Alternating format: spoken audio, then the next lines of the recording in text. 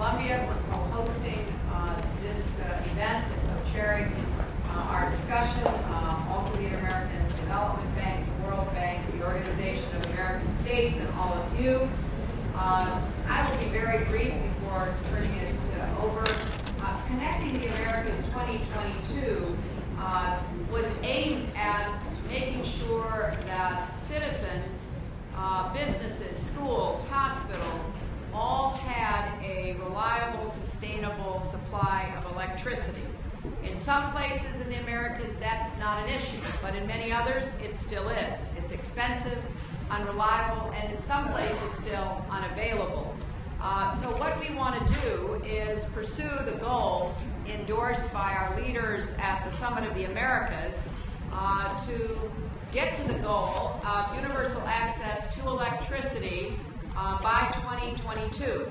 And that strategy was based on enhancing electrical interconnections, increasing investments in the power sector, developing renewable energy sources, and increasing cooperation.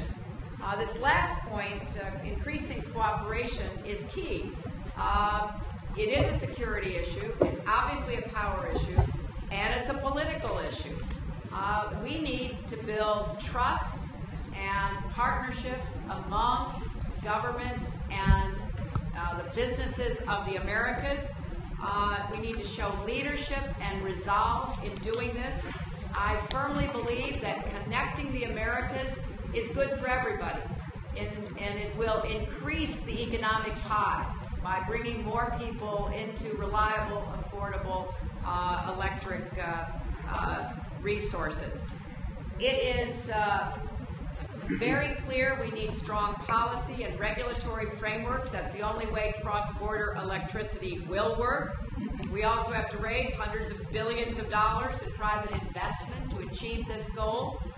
Clear, fair, and predictable rules will attract investment and encourage investors. And we need to make our case to all constituencies that by working together we can protect our environment, we can limit the social risks that communities face by expanding connectivity. It's a complex undertaking. The United States stands ready to work with all of you as a partner on bringing electricity to all people of the hemisphere.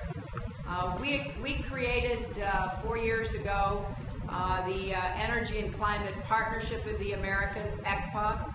A year ago, I created an Energy Bureau in the State Department. Our ambassador who heads that, Carlos Pascual, is here. We're providing technical assistance. We just had a conference in Guatemala last week with regulatory agency representatives and private companies to discuss how to create a strong and effective regional power market.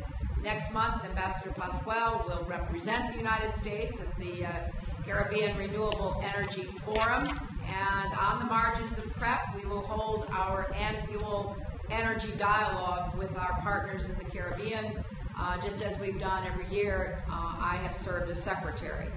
Now, I just want to echo the calls that you will hear.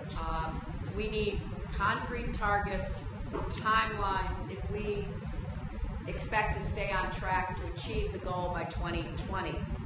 I think this is a win-win. I know that there are problems between countries, between private sector partners and public sector partners. I am certainly not naive about that.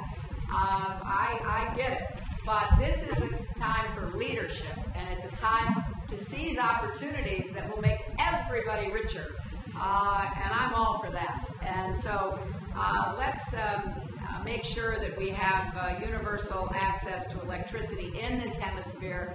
I am convinced that the Western Hemisphere, North and South America alike, are poised for incredible progress, but this is one of those obstacles that holds us back.